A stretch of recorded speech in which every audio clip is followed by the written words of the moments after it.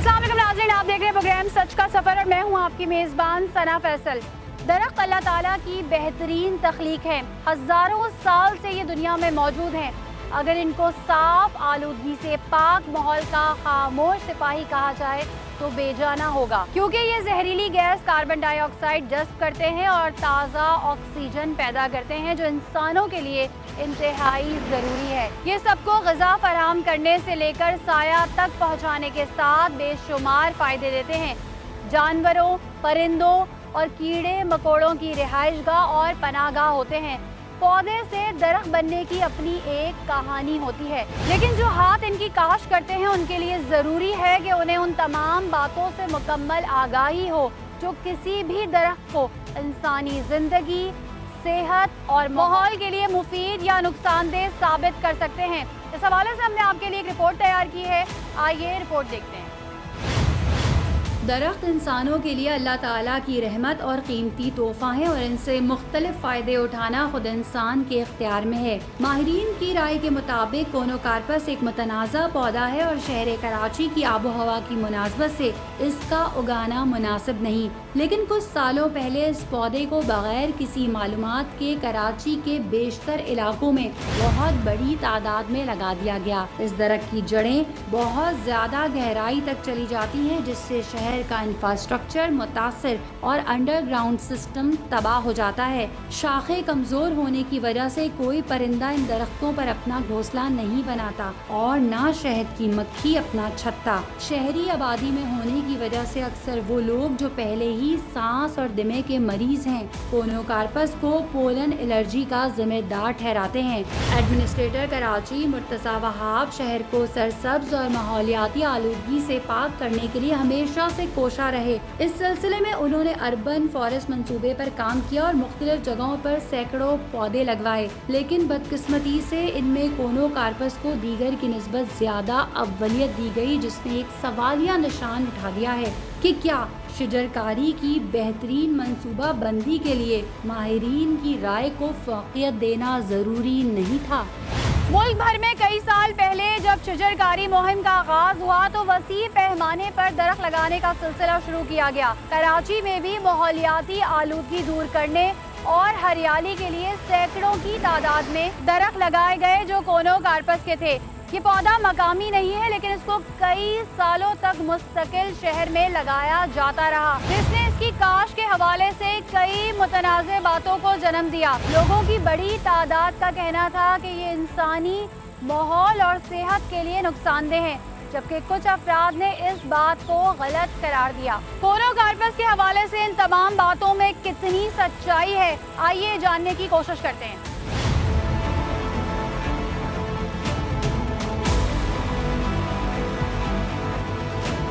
नाज़रीन, इस वक्त हम कराची यूनिवर्सिटी में मौजूद हैं और हमारे साथ डॉक्टर रूही बानो मौजूद हैं जो कि प्लांट एक्सपर्ट भी हैं। अस्सलाम वालेकुम। वालेकुम अस्सलाम। अच्छा, हम ये जानना चाहेंगे, यकीनी तौर पे हर शख्स को जो है वो हरा रंग, सरसब्ज चीज़ें अच्छी लगती हैं, लेकिन बेसिकली ये जो पौधे होते हैं, दरख्त होते हैं, ये इंसानी ज़िंदगी पे, उसकी सेहत के लिए क्या अहमियत रखते हैं? बेसिकली इंसानी पौधे जो हैं वो चाहे किसी भी उसमें हो, ये जो हरा रंग है किसी भी नेचर साइज़ में हो, किसी भी जगह पर मौजूद हो, ये सबसे पहले तो एक आम सी चीज़ है कि लोगों को जो है बेहतर एनवायरनमेंट प्रोवाइड करता है, क्योंकि ऑक्सीजन की वजह से। सही है। दूसरा जो हमारे एक आम लोगों का जो नज़रिया है वो ये है कि भाई ये कूलिंग इफ़ेक्ट का जो है ज़रिया बनता है सब गर्मियों के दौरान। तीसरा नज़रिया ये है लोगों का कि लोगों को ये शेड प्रोवाइड करता है। सिर्फ ये चीज़ें नहीं हैं, ये तो एक आम लोगों को पता है कि शेड, ठंड, ऑक्सीजन देना ईच एंड, ये एक नॉर्मल सी बात है, ये एक आम से बच्चे को भी पता है। लेकिन जो साइंटिफिकली जो एक मेन चीज़ है, दरख्त जो है वो बेसिकली वो हमारे साथ है, हमारे कपड़ों में, हमारी दवाइयों में, हमारे साबुन में, हमारी फैक्ट्रीज़ में, हमारे खाने पीने में, यानी जहाँ जहाँ हम चल रहे हैं, बैठ रहे हैं, हमारी सेहत में, हर जगह हमारे साथ एक पौधे का है। चाहे हम कलम इस्तेमाल कर रहे हैं, हम पेंसिल इस्तेमाल कर रहे हैं, वहाँ दरख्त, हम रबड़ इस्तेमाल करें, वहाँ दरख्त, हम टिश्यू पेपर इस्तेमाल करें, वहाँ दरख्त, ये हर जगह हर शक्ल में हमारे साथ हर पौधा मौजूद है। सिर्फ ये दरख्त चाहे इसमें जड़ी बूटियाँ आपकी आ जाती हैं, इसमें हमारे शर्ब्स आ जाते हैं, इसमें हमारे पास बड़े दरख्त आ जाते हैं, इसमें हमारे पास mid size each and everything. और बीइंग अ प्लांट टेक्सोनमिस्ट और बीइंग अ प्लांट एक्सपर्ट हमारा ये मेन काम है। यही हमारा यहाँ इस इदारे का भी ये काम है कि जो है हम ज़्यादा से ज़्यादा जो है नेचुरल पौधों पर, जो वाइल्ड पौधे हैं और जो नेचुरल पौधे हैं जो कुदरती हैं, हम उनके ऊपर वर्किंग करते हैं और उनकी जो है हम बाकायदा केमिस्ट्री को स्टडी करते हैं, उनको हम नाम देते हैं और इसकी हम अफादियत पे जाते हैं कि कोई भी चीज़ इस जो जगह पर अगर उग रही है तो वो ज़ाया नहीं है, बेज़र वो जो है वो किसी अहमियत की हामिल है। बात है उसको जानने की। किसी भी पौधे को कहीं भी क्या लगाया जा सकता है, नहीं, या किसी भी पौधे उसके को लिए ये कहीं चीज़ देखनी ज़रूरी होती है किसी कि भी पौधे आया उस को, जगह के लिए हाँ, मौजू है या नहीं। किसी भी पौधे को हम कहीं पे भी नहीं लगा सकते। इसको हमें बहुत जो इसकी बाकायदा हमें एक्सपर्ट हमें जांचना पड़ता है कि आया वो सॉइल उस पौधे के लिए सूटेबल है भी या नहीं, आया इन्वायरमेंट उस पौधे के लिए सूटेबल है भी या नहीं। अब हम लोगों को बेसिकली हमारी स्टडी है, हमारी एक्सपर्टीज़ है, ये दो चीज़ें हैं। ठीक है, एक लेवल पे आपको शायद जो एक माली है जो नर्सरी पे, वो भी आपको किसी हद तक मदद कर सकता है, लेकिन हम जब कोई रीज़न दे रहे होते हैं वो हम साइंटिफिक लेवल पे दे रहे होते हैं। हमारा एक साइंटिफिक रिसर्च होती है, हमारा एक साइंटिफिक रीज़न होता है कि कौन सा पौधा किस इन्वायरमेंट में किस जगह पर, हत्ता कि सीज़न बहुत अहम रोल पैदा करता है। अगर अब कोई है किसी ने जो है वो सीड्स जो हैं वो ऑफ सीज़न में लगा दिए और वो परेशान है, मैंने तो ये पौधा लगाया था वो उग ही नहीं रहा, मैंने तो ये सीड लगाए थे ये ग्रो नहीं करे, समटाइम स्प्राउटिंग कंडीशन, रेनफॉल हो गई है लेकिन स्प्राउटिंग नहीं हो रही, वजह क्या है? तो वजह सीजनल इफ़ेक्ट भी होता है। अच्छा, कराची की अगर हम बात करें तो अगर आलूदा तरीन शहरों की लिस्ट की बात की जाए तो उसमें कराची का नंबर फ्लक्चुएट होता है, कभी तीसरे पे आता है, कभी चौथे पे, कभी। तो जो कराची का इन्वायरमेंट है इस लिहाज से जितनी ज़्यादा पोल्यूशन है तो उसमें कौन से पौधे जो हैं वो लगने चाहिए? कराची का जो इन्वायरमेंट है ना वो एक तरीके से एक अर्बनाइजेशन की तरफ ही वो है, हम लोग अर्बनाइजेशन इन्वायरमेंट है। अब होता ये है कि बेसिकली हमारी जो कोशिश है, यूनिवर्सिटी में भी अगर आपने विज़िट किया तो बहुत सारे आपको यहाँ पे दरख्त नज़र आए होंगे, लेकिन हम लोग जो ज़्यादा एम्फेसाइज़ करते हैं वो हम फ्लावरिंग कोशिश करते हैं कि हमारे पास फ्लावरिंग प्लांट हो, फ्लावरिंग ट्रीज़ हो। उससे सिर्फ एक सीनरी लुक नहीं आ रहा, यानी अगर कोई मैं यहाँ से अगर सिर्फ मेरा कश्मीर रोड तक मैं अगर विज़िट करूँ तो मुझे या तो पाम्स नज़र आ रहे हैं या डेट पाम नज़र आ रहे हैं, कोनोकार्पस नज़र आ रहा है, यानी इस तरह के मुझे प्लांट्स, और कहीं कहीं मुझे मेरे ख्याल में डिस्टेंस पे कहीं जो है वो बोगनविलिया दिख रहा है। सही। अच्छा, कोनोकार्पस को अगर हम बात करें, हाँ, वो तो इस वक्त ये शहर में कहाँ लगे हुए हैं, कहाँ जहाँ तक देखिए मेरी ट्रैवलिंग होती है, ऐसा जितना नहीं होता, लेकिन जहाँ मैंने ट्रैवलिंग की है, चाहे आपका गुलशन का एरिया हो जाए, चाहे आपका क्लिफ्टन साइड का एरिया हो जाए, चाहे आपका ये नर्सरी का सोसाइटी ऑफिस का, वहाँ आपको सारा ये कोनोकार्पस का बेड दिख अच्छा, रहा है। इसके बारे में बहुत सारी जो है वो र्यूमर्स भी हैं। सबसे पहले तो ये क्लियर कीजिएगा, ये कोई झाड़ी है नहीं, ये झाड़ी या नहीं ये पौधा है? ये पौधा है, और ये मैंग्रोव की किसी किस्म से ताल्लुक रखता है? बेसिकली एक सामने से जो है ये जाता है। सही। और इसको जो लगाया जाता है, क्या जो कराची शहर है उसका एनवायरनमेंट ऐसा है कि इसको यहाँ लगाया बेसिकली जाए? इसके लिए ये चीज़ है कि ये एक फास्ट ग्रोइंग है। अब कराची का एनवायरनमेंट है, यहाँ पे वाटर की जो है वो शॉर्टेज बहुत है। अब इस प्लांट के लिए ये चीज़ है कि ये कम वाटर में भी, कम पानी में भी ये सर्वाइव कर जाता है। वजह क्या है कि इसकी रूट्स जो है वो अंडरग्राउंड फैल रही हैं। जब इसकी रूट्स अंडरग्राउंड फैल रही हैं तो ये अपना जो है वो खुद ही जो है ग्रो कर लेता है। लेकिन जो दूसरा इफ़ेक्ट है इसका कि ये शेड, जहाँ तक कूलिंग इफेक्ट की बात है तो कोनोकार्पस जाहिर सी बात है एक ट्री है, तो इससे कोई जब ट्रांसपायरेशन का प्रोसेस हो रहा है तो कूलिंग इफेक्ट ऑटोमेटिकली आएगा जब कार्बन सिक्वेस्ट्रेशन हो रही है, ये तो एक नॉर्मल सी बात है। लेकिन मेन इशू है कि इसका जो शेड वाला है, जो एक हमारा अलमिया है कि शेड ट्री है, तो शेड इसमें जो है वो बेसिकली जब ये बड़ा होता है तो ये या तो स्ट्रेट होता है या फिर इसमें जो है ना फैलती चीज़ नहीं है, वर्टिकल चली जाती है, तो उससे जो है बड़ा एक प्रॉब्लम होता है कि शेड प्रोवाइड नहीं कर पाता, यानी ये बड़ा सा ये जंगल बना लेता है। अच्छा, इसके बारे में ये भी कहा जाता है कि इस पे परिंदे नहीं बैठते, और बारिश के मौसम में और जो इस तरह के दूसरे मौसम होते हैं तो ऐसी गैसेस का अखराज होता है जिससे सांस की बीमारियां भी हो सकती हैं। फिर दूसरा ये कहा जाता है कि 50 फीट तक जो है ये अपनी जगह घेर लेता है, जिससे जो है वो पाइपलाइंस वगैरह और डिफरेंट जो चीज़ें होती हैं वो तबाह हो जाती हैं। मैटर करता है कि वेयर वी ग्रो, कि हम कहाँ प्लांट ग्रो कर रहे हैं। कुछ प्लांट हैं वो सिर्फ पार्क के लिए हैं, सिर्फ अंडरग्राउंड का मसला नहीं है, इलेक्ट्रिक वायर का भी मसला है। कुछ ट्रीज़ हैं वो, अब जैसे कोकोनट है, वो आपके ऊपर साइज़ पे भी चले जाते हैं, रीच कर जाते हैं आपके इलेक्ट्रिक वायर को। सही है, समटाइम आपकी ड्राउट कंडीशन आती है, ट्रीज़ गिर जाता है, इलेक्ट्रिक वायर्स के साथ गिर जाता है, ये भी आपके लिए। तो देखिए हर चीज़ मैटर कर रही है। ये प्लांट लगाना बड़ा आसान है कि हमने यहाँ पौधा लगा दिया, अब who should care about this plant. अब यही उसको आपने कहा पानी कि उसकी चाहिए, केयर कौन करेगा, उसकी तो care शायद कौन करेगा? कोनोकार्पस जगह जगह लगे होने की वजह भी शायद यही है कि उसको किसी किस्म की केयर की केयर जरूरत की नहीं पड़ती। ज़रूरत नहीं है। वो समझ लें कि एक जो है ना ड्राउट रेजिस्टेंट प्लांट है, वो सख्त से सख्त सीज़न में भी जो है ना वो रह जाता है। उसके चंद फायदे और चंद नुकसान। उसके चंद फ़ायदे देखें, बात यही है, अभी आपने बताया कि उसके ऊपर कोई नेस्टिंग नहीं हो रही, ठीक है। फिर दूसरा ये है कि उसका मेन नुकसान जो है, इसमें जो पॉलन्स रिलीज़ होते हैं पीक सीज़न पे, उससे ये पॉलन एलर्जी कॉज करता है। ये इसका एक मेन नुकसान है। जब सिर्फ एक इसका जो एक मुझे ये फ़ायदा है कि ये कूलिंग इफेक्ट ज़रूर दे रहा है। थोड़ा सा हो सकता है कि सम टाइम कहीं जगहों पे शेड का भी जिम्मेदार बनता हो, लेकिन इसका ये जो है ना अट्रैक्टफुल नहीं है। अगर इसमें फ्लावर्स निकलें, कलरफुल फ्लावर्स निकलें, तो शायद ये बायोडाइवर्सिटी को इन्हांस करे। कुछ कंट्रीज़ में जो है वो इस पर बैन भी लग चुका है। वजह सिर्फ यही है कि ये आपकी जो है मेन वाटर को प्रॉब्लम कर रहा है। आपकी बायोडाइवर्सिटी जो है वो अब जिस जगह पे लगा है वहाँ पे उस जगह पे बायोडाइवर्सिटी डिस्टर्ब हो रही है। वजह क्या है कि वहाँ पे बर्ड्स नहीं आ रही।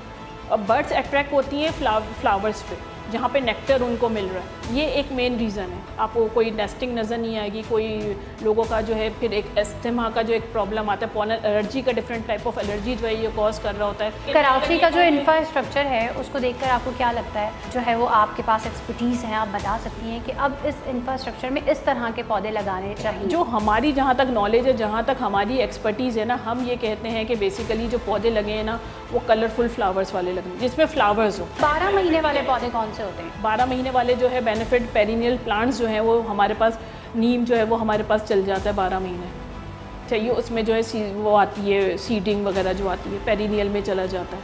फिर उसके अलावा जो है हमारे पास बोगनविलिया भी चला जाता है 12 महीने में। और उसके अलावा हमारे पास गुलमोहर है, वो जो है वो उसमें फ्लावरिंग्स होती है, लेकिन वो एक टाइम पे फ्लावरिंग देता है लेकिन डैमेज नहीं होता, लेकिन स्प्रिंग सीजन में उसमें फ्लावरिंग हो जाती है। जो ये कहा जा रहा है कि या तो ये पौधे अब हटा दिए जाएं, तो आप क्या समझती हैं कि इनको हटाना ज़रूरी है, या फिर अब जो पौधे लगाए जाएं वो ये नहीं कोई और लगाए जाएं? मेरे ख्याल में तो बात ये कि जो चीज़ अब जहाँ है वो ठीक है, लेकिन हमें जो है वो एक्सपर्टीज़ की ज़रूरत है, ठीक है। हम अब जहाँ पे भी हम जो पौधे लगाएं ना, मेरा ये कहना है कि विदाउट एक्सपर्ट से हम रब्ता किए बगैर ना वो पौधे वहाँ ना लगाएं, क्योंकि मैं फिर वही बात करूँगी कि सिर्फ हमने पौधा लगा के छोड़ना नहीं है। कराची का एनवायरनमेंट क्या है, रेन की शॉर्टेज है, तो अब पौधा तो नहीं वो होगा। अब आपके यहाँ आप हैं, आपने पौधा कहीं और लगाया है, तो आपके लिए पानी की शॉर्टेज की वजह से पौधा ग्रो नहीं करता। हमें थोड़ा सा सिस्टम को चेंज करना चाहिए, नए प्लांट्स को हमें इंट्रोड्यूस करवाना चाहिए। जैसे मैंने आपको बताया कि आप अमलताज को करा सकती हैं, आप गुलमोहर को करवा सकती हैं।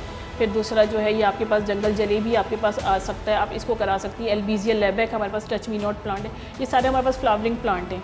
फिर बोहिनिया वेरीगेटा है, ये आप हमें करवा सकते हैं। मेली लोटस हमारे पास है, ये आप करवा सकते हैं। तो ये वाले प्लांट्स अगर आप करवाएं तो थोड़ा सा ये कि आपकी आँखों को भी इन्वायरमेंट आपको चेंज लगेगा।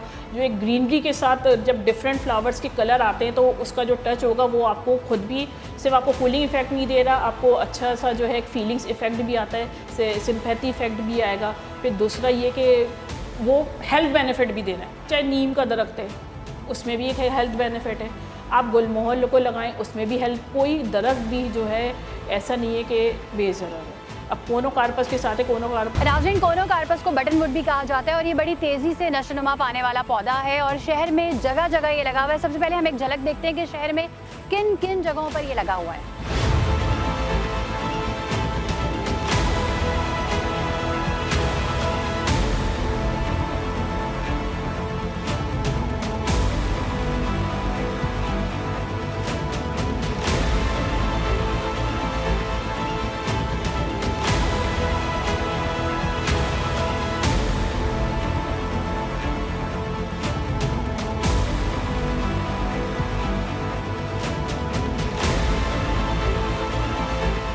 नाज़रीन, इस वक्त हमारे साथ डॉक्टर शौकत अली मौजूद हैं जो कि प्लांट एक्सपर्ट हैं। अच्छा, कोनोकार्पस के हवाले से हम जानना चाहेंगे, ये मकामी पौधा नहीं है तो फिर इसको लगाने की वजह और स्टिल इसको अभी तक लगाया जा रहा है? कोनोकार्पस को एक्चुअली इंट्रोड्यूस किया गया था, ये जिसको बाद हम बटनवुड भी कहते हैं इंग्लिश में। इसको इंट्रोड्यूस किया गया था 2007 में और मिलियंस की तादाद में लगाया गया। फिर बाद में कुछ लोगों ने हमसे कोऑर्डिनेट भी किया कि भाई ये पौधा हमने लगा दिया या लगा रहे हैं तो चाहे मतलब इन फ्यूचर का कोई प्रॉब्लम तो नहीं कॉज करेगा। बहरहाल फिर हमने कहा कि भाई ये नेटिव प्लांट नहीं है, जो भी प्लांट नेटिव नहीं होता वो अक्सर बेशतर आपके लोकल इन्वायरमेंट को या फिर बायोडाइवर्सिटी को डैमेज करता है। तो हमने तो रिकमेंड नहीं किया, लेकिन वो चूँकि मंगवा चुके थे या लगा चुके थे तो सारा सिलसिला हो गया। लेकिन अभी भी ये डिस्कशन में है ये चीज़ कि कोनोकार्पस पॉजिटिव है, कराची की इन्वायरमेंट नेगेटिव है, तो दोनों सूरतें मौजूद हैं, लेकिन mostly negative. Positive in the sense कि वह ग्रीनरी आ गई और किसी हद तक शेड वाला मामला हो गया तो चलो वो तो एक्सेप्टेबल है, लेकिन उसके लिए आपके पास और भी बहुत सारी रिसोर्सेज हैं, बहुत सारे और नेटिव प्लांट्स जिसको हम लगा सकते हैं।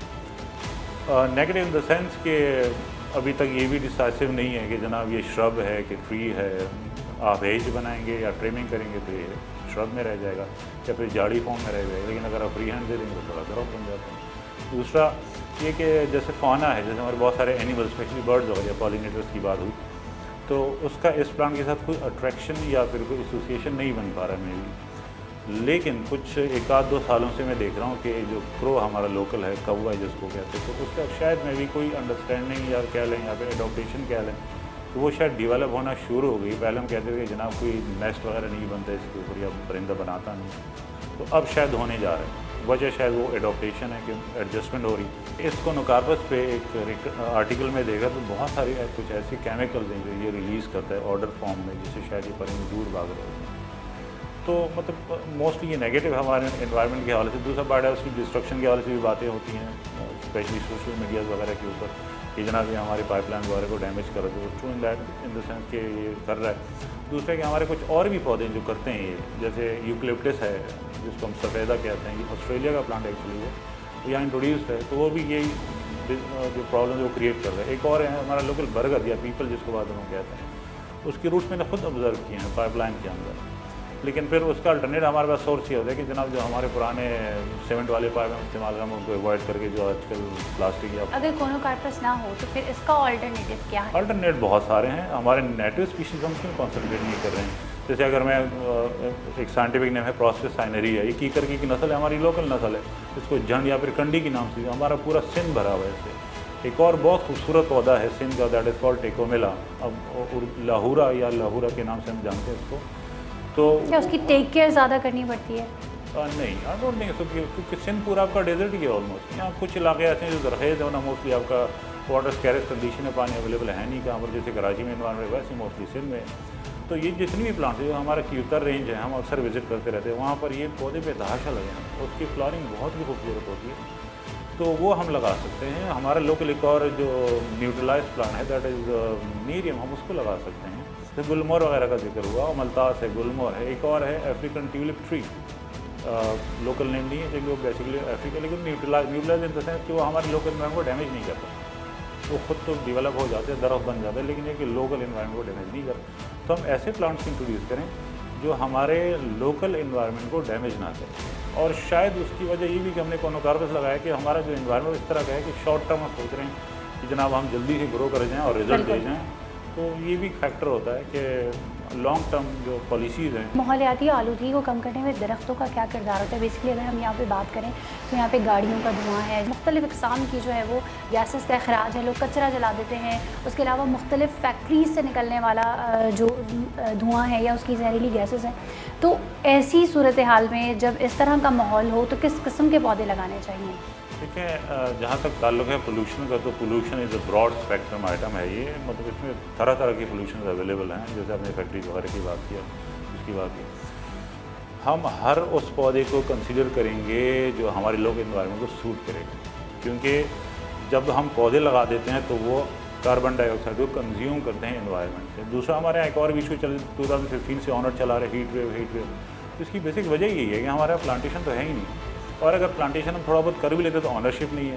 वो कहता भाई ये मेरी जिम्मेदारी है, गवर्नमेंट की जिम्मेदारी है। उसको कंप्लीट पैकेज कि एक लायामल बनाया जाए कि जनाब ये पौधे हम यहाँ इंट्रोड्यूस करेंगे, बहुत सारे पौधे। तो ये कहते हैं नहीं, बहुत सारे हैं जो हम यहाँ लोकली लगा सकते हैं। जो हमारे इंडस्ट्रियल स्टेट्स हैं तो वहाँ पर बाकायदा पार्क्स बनाए जा सकते हैं, वहाँ कुछ ऐसे बेल्ट बनाए जा सकते हैं जहाँ पर हम पौधों को लगाएंगे तो ऑटोमेटिकली जो एयर पोल्यूशन है वो तो रिड्यूस हो ही जाएगा। लेकिन उसके लिए फिर लोगों को भी, जो फैक्ट्रीज या फिर गाड़ियों के मालिकान, उनको भी अवेयर करना पड़ेगा कि आपने अंदर ये चीज़ें प्रोड्यूस करनी कि यार मैं अगर कोई कचरा फेंक रहा हूँ, कोई गंद फेंक रहा हूँ तो मुझे यहाँ डस्टबिन में प्रॉपर्ली डालना चाहिए मुझे। दूसरा हमारा वेस्ट वाटर का इशू है कि हम सारा पानी समुद्र में छोड़ देते हैं, तो उसके लिए हम ट्रीटमेंट नाम की कोई चीज़ है ही नहीं। हम ट्रीटमेंट प्लांट बना सकते हैं कि उस पानी को किसी हद तक प्योरीफाई करके हम समुद्र में डाल दें। नहीं तो ये एक कंप्लीट काइंड ऑफ पैकेज है जिसमें private sector, government sector, education institution सब मिल बैठेंगे और कोई लाएमल बनाएंगे, पॉलिसी स्ट्रिक्टली अप्लाई करेंगे तो डेफिनेटली हम इम्प्रूव कर। बागबानी के माहिर तौफीक पाशा साहब हमारे साथ मौजूद हैं। अस्सलाम वालेकुम। कैसे हैं आप? शुक्र है अल्लाह का। अच्छा, जब दरख्त लगाया जाता है तो उस वक्त किन बातों का ख्याल रखना चाहिए? बहुत सारी बातों का ख्याल रखना होता है। कहाँ लगा रहे हैं, कब लगा रहे हैं, दरख्त लगाने का मकसद क्या है। और अभी हम एज्यूम कर रहे हैं कि आप कहीं की भी बात कर रहे हैं तो मरी, लाहौर, कराची, सखर, हमने अभी किसी जगह को स्पेसिफाई नहीं किया है। बहुत सारी चीज़ों को आपने देखना होगा। बहुत इम्पोर्टेंट होता है, मौसम बहुत ज़रूरी होता है। सही मौसम में लगाना होता है दरख्त को। इस पे हर कोई अग्री नहीं करता है, वो उनकी मर्ज़ी है। हर चीज़ का एक सीज़न है। अल्लाह ताला ने हर चीज़ के लिए मौसम बनाया है। सीज़न क्या होता है, मौसम क्या होता है, दिन और रात कितना तवील होते हैं, यानी रात कितने घंटों की होती है और दिन कितने घंटों की होती है, फ़र्क पड़ता है। और दूसरी चीज़ जो है जो मौसम को डिक्टेट करती है वो है टेम्परेचर्स। हर चीज़ का अपना टेम्परेचर है। कुछ चीज़ें ठंडे मौसम में उगती हैं और कुछ चीज़ें गर्म मौसम में उगती हैं। जो आम तौर पे जो दरख्त लगाए जाते हैं वो बहार और सावन में लगाए जाते हैं, लेकिन हमारे पास पाकिस्तान में माशाल्लाह लोग हैं जो जाड़े से जाड़ा, उनका कहना है कि सर्दी से कोई फ़र्क नहीं पड़ता और गर्मी से कोई फ़र्क नहीं पड़ता। इंसान गर्मी से मर रहा हो लेकिन उनके सामने जो है दरख्त लगा सकते हैं आप। अगर हम कराची के एटमॉस्फेयर की बात करें और कराची में जिस तरह का इन्वायरमेंट है, जो माहौलियाती आलूगी है, किस तरह के यहाँ पर दरख्त लगाए जाने चाहिए जिससे हीट वेव ना हो, जिससे हम आलूगी पे काबू पा सकें? हम दरख्त नहीं लगा रहे होते हैं, हम एक पौधा लगाते हैं जो उस बच्चे की तरह जो बड़ा होकर डॉक्टर बनेगा। 2 साल के बच्चे को आप डॉक्टर और इंजीनियर नहीं बोल सकते हैं। एक इतना सा पौधा ये बड़ा होकर दरख्त बनेगा, ये अभी दरख्त नहीं है, ठीक है ना। तो जो लोग कहते हैं कि हम दरख्त लगा रहे हैं, या वो कहते हैं कि जी ये आज आप दरख्त लगा दें तो कल जो है ना हीट वेव नहीं होगी, ऐसा नहीं है। दरख्त को बड़ा होने में 10, 15, 20, 25 साल लगते हैं। आप अगर करोड़ों दरख्त भी लगा दें कराची के अंदर, आपको 25 से 30 साल इंतज़ार करना पड़ेगा इससे पहले कि उनका कोई असर हो। देखिए, शहर जो हैं ये एक इंसान की तख्लीक है, ये कुदरती तख्लीक नहीं है। जब इंसान ने शहर बनाया तो इसमें मुख्तलिफ शहर के अंदर मुख्तलिफ किस्म के इलाके होते हैं, रोड होते हैं, रोड साइड्स होते हैं, ग्रीन बेल्ट्स होते हैं, लोगों के घर होते हैं, गार्डन्स होते हैं, पार्क्स होते हैं, हॉस्पिटल्स होते हैं, उनके अंदर भी गार्डन्स होते हैं। तो मुख्तलिफ किस्म के गार्डन स्पेसेस मिलते हैं, उनकी निस्बत से दरख्त लगाना होता है। बिल्कुल सही। अच्छा, जैसे कहते हैं कि हर चमकने वाली चीज़ सोना नहीं होती, इसी तरह हर हरा भरा पौधा, सरसब्ज पौधा फ़ायदेमंद नहीं होता। अगर हम बात करें कराची में लगे जा बजा कोनोकार्पस की, तो आप क्या समझते हैं कराची के इन्वायरमेंट के हिसाब से ये पौधे सही हैं? देखें, और अब से कितने साल पहले इनको लगाने का आगाज़ किया गया था? इसका आगाज़ बहुत अरसे पहले किया गया था। आज से शायद 15-20 साल पहले ये सारा सिलसिला शुरू हुआ था कोनोकार्पस का। और उस वक्त जो लोग, चक्कर ये है कि वो जब आप ब्रेन सर्जरी करने गए और वहाँ पे जो बाहर प्यून बैठा था उससे आपने अगर सर्जरी करवा ली, तो ये ऐसा ही था कि जब लोगों का, उनकी नीयत बहुत अच्छी थी, उन्हें चाहिए था कि कराची को हमने हरा करना है और जल्दी हरा करना है। उनको किसी ने, जिसने भी एक क्विक फिक्स सॉल्यूशन दे दिया कि जी ये है सॉल्यूशन, ये बहुत जल्दी बड़ा हो जाता है, सस्ते में भी है, हर जगह लग जाता है, आसानी से उग जाता है, तो ये तो सॉल्यूशन ही सॉल्यूशन था। लेकिन क्योंकि वो फील्ड के लोग नहीं थे तो किसी ने उसको सही तरह से नहीं समझा। दूसरी बात मैं ये कहूँगा कि हर चमकदार चीज़ सोना नहीं होती है, सही कह रहे हैं, लेकिन चांदी भी हो सकती है, आईना भी हो सकता है, कोई और चमकदार चीज़ ही है जो चमकेगी। इस दुनिया में पौधे तो छोड़ दें, कोई पत्थर भी जो है ना वो बेकार नहीं बना है। exactly.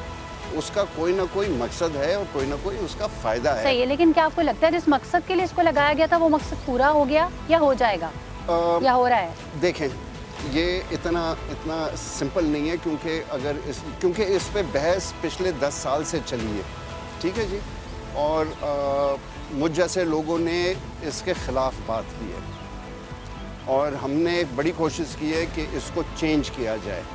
जो लग गए हैं, कुछ लोगों ने कहा जो लग गए हैं उनको रहने दें, हमने कहा नहीं, उनको फेज़ आउट कर दें। उनको अगर हम फेज़ आउट करते हैं तो उससे क्या हो सकता है? पहले तो ये समझना पड़ेगा कि ये क्यों हमारे माहौल के लिए, ये कराची के लिए अप्रोप्रिएट नहीं है। माहौल दुश्मन कोई दरख्त नहीं होता है। आप कराची को ले लें, सी व्यू से लेकर गुलिस्तान जौहर, कराची यूनिवर्सिटी तक आबो हवा और ज़मीन के हालात बदलते हैं। कोनोकॉर्पस जो है वो असूलन उन जगहों में लगा हुआ होता है। ये साउथ अमेरिका वगैरह के जो इंटरनल इनलैंड वाटरवेज हैं, ये उन पे लगा हुआ होता है। ये उन जगहों में लगा हुआ होता है जहाँ बहुत ज़्यादा बारिशें होती हैं। इसकी पानी की रिक्वायरमेंट इसको उस माहौल के हिसाब से बनाया हुआ है।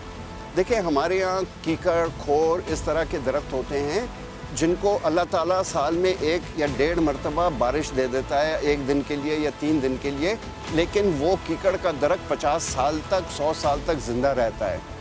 उसकी जड़ें वो ज़मीन में नीचे तक जाती हैं, जो थोड़ी सी नमी पिछली बारिश की वो ज़मीन में होती है उसको वो जज़्ब कर लेता है। हर दरख्त को अपने माहौल के हिसाब से बनाया गया है। ये जो इतना बड़े दरख्त के नीचे हम खड़े हुए हैं, इसकी जड़ एक 20 फुट से ज़्यादा या 10 फुट से ज़्यादा दूर जाती नहीं है। कोनोकॉर्पस की जो जड़ है वो पानी की तलाश में 30-40 फुट दूर चले जाती है और इससे ये देखा गया है कि ये पानी की लाइनें, सूरज की लाइनें इनको डैमेज करती हैं। ये आया कहाँ से कराची? ये पहले दुबई वालों ने और इधर मस्कत, ओमान वगैरह इन इलाकों के लोगों ने डिस्कवर किया, उन्होंने लगाया, वहाँ से किसी ने लेकर इसे कराची ले आया। लेकिन इस वक्त ये वहाँ पे बैन हो चुका है। आप इसको गमले में अपने घर में उगा सकते हैं, लेकिन आप इसको ज़मीन में लगाने की इजाज़त नहीं है। क्या लगता है अगर ये इसी तरह स्टिल लगा रहेगा और आगे भी लगता रहेगा तो क्या पानी ख़त्म हो जाएगा? पानी ख़त्म हो जाएगा, ज़ेरे ज़मीन पानी, ज़ेरे ज़मीन पानी पर जो इसका असर है वो तो एक अलग ही है। लेकिन एक तो वो डेफिनेटली बात है कि हम अफोर्ड नहीं कर सकते हैं। इसको लगाने की अप्रोप्रिएट जगह है, जैसे घारो साखरों का जो एरिया है इसमें लगाएं। नहीं, समंदर के बीच में भी इसे लगाया जा सकता है? नहीं जी, ये समंदर नहीं, नॉट एज अ मैंग्रोव। ये फॉल्स मैंग्रोव है। ये मैंग्रोव और दूसरे दरख्तों की जो बीच वाली लाइन है, ये उसमें उगने वाली चीज़ है। अच्छा, इसकी किस्में भी होती हैं? इसकी किस्में भी हैं, लेकिन एक बात आपको समझना पड़ेगा जो कोई नहीं समझता है। ये बार बार आप मेरे जितने भी आर्टिकल्स हैं उसमें आप देख लें, लोग जैसे कोकोनट के बारे में कहते हैं कि सीवी ऊपर तो उसे उगना चाहिए, नहीं उगेगा तो क्या करोगे, क्या बिगाड़ लोगा उसका? कुछ नहीं बिगाड़ सकते ना, वो तो बेचारा मर जाएगा, उखाड़ के फेंक ही सकते हो। उगना चाहिए का क्या मतलब है?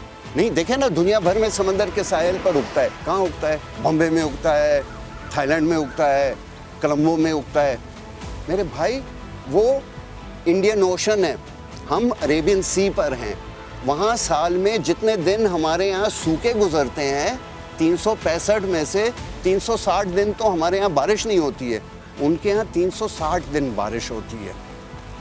उनका समंदर और हमारे समंदर में फ़र्क है। इसे उन एरियाज़ में लगाना चाहिए जहाँ सब सॉइल वाटर ज़्यादा हो और आप उसको सुखाना चाहते हैं। एक मसला ये हुआ कि जब ये कोनोकॉर्पस लगाना शुरू हुआ, क्या लगाऊं यार, कोनोकॉर्पस लगा दूं, मैं क्या लगाऊं, तू भी मैं क्या लगाऊं, तू भी कोनोकॉर्पस, हर कोई कोनोकॉर्पस, हर जगह के लिए कोनोकॉर्पस। तो हुआ ये कि जो कराची में दूसरे दरख्त जो उगते थे, जो उनको उगाया जाता था, उनका उगना बंद हो गया। लोगों ने नीम लगाना बंद कर दिया, गुलमोहर लगाना बंद कर दिया, अमलतास लगाना बंद कर दिया, कचनार लगाना बंद कर दिया।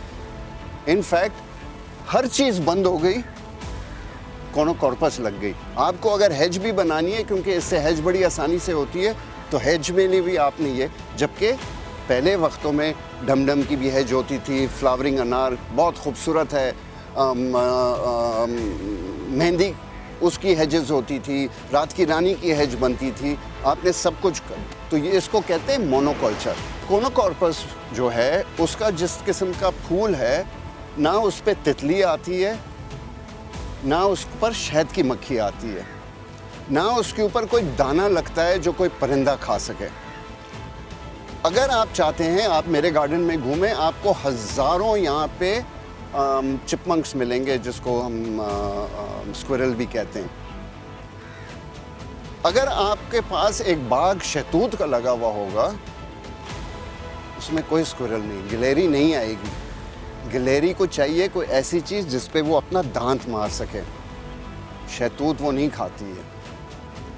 इसीलिए मुख्तलिफ फल, उनके अंदर बीज मुख्तलिफ, उनके फूल मुख्तलिफ, ताकि मुख्तलिफ मखलूक उन तक आए। कोनोकार्पस सितंबर से अगर अक्टूबर तक की बात की जाए तो उस दौरान बहुत से लोगों को इससे एलर्जी भी होती है। देखिए, ये इस पे बहुत लोगों ने कहा है कि ये एलर्जी कॉजिंग है, जिस तरह इस्लामाबाद में मलबरी है।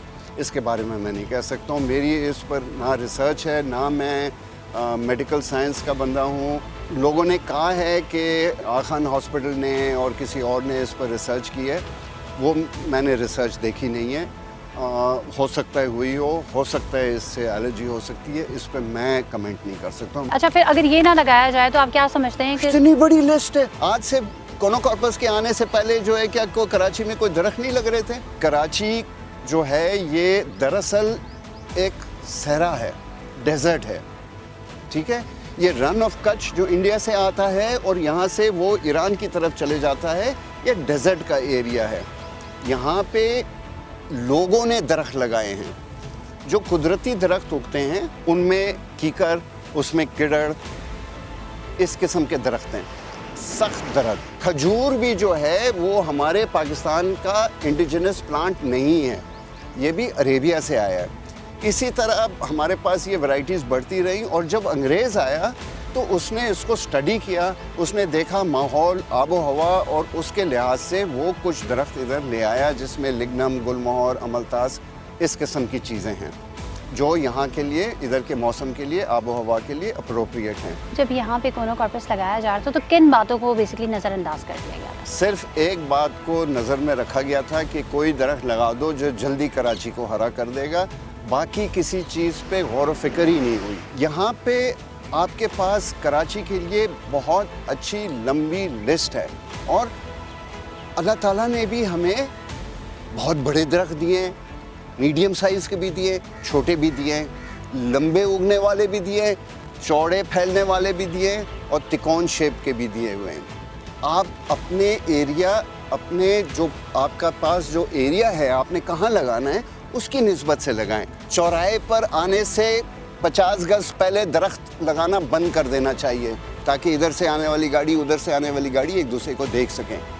हम तो ऐसे भी देखते हैं कहीं पर कोनोकार्पस, कहीं पर कुछ और, कि रोड के अंदर जो डिवाइडर है, आपने यूं घूमना होता है, आपको यूं करके देखना होता है कि सामने से गाड़ी तो नहीं आ रही। हमने ये भी देखा है कि बहुत सारी ऐसी जगहें भी हैं जहाँ इतने बड़े बड़े दरख्त हैं और वहाँ स्ट्रीट लाइट्स भी नहीं है, तो अक्सर ट्रैफिक हादसा का भी सबब बनते हैं। तो हर जगह के हिसाब से दरख्त लगना चाहिए। ट्रीज़ को लगाते हुए उनके जितने प्रिंसिपल्स हैं ट्रीज़ के, उनको समझ के लगाएं, ये बहुत ज़रूरी है।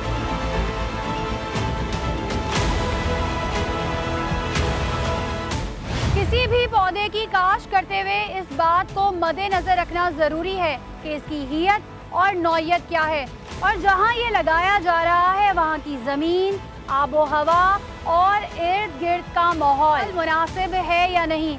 क्योंकि जब एक पौधा तनावर दरख्त बनता है तो वो 20 से 25 साल की मंसूबाबंदी का हिस्सा बन जाता है, और इस बात की एहतियात करनी चाहिए कि एक ही नस्ल के पौधों को कई सालों तक शहर में नहीं लगाया जाए, जो कि मुसलसल मोनोकल्चर का बायस बन सकता है, बल्कि मकामी पौधे लगाए जाएं जिनमें नीम, अमलतास, जामन, नारियल, गुलमोहर जैसे दरख्त शामिल हैं, जो कि सबके लिए फायदेमंद है। अगर आपके इर्द गिर्द कोई ऐसा मसला है और आप चाहते हैं कि सच के सफ़र में हम आपकी आवाज़ बने, तो आप हमें हमारी फेसबुक की आईडी पर मुतला कर सकते हैं। इसी के साथ अपनी मेज़बान सना फैसल और सच का सफ़र की पूरी टीम को इजाज़त दीजिए।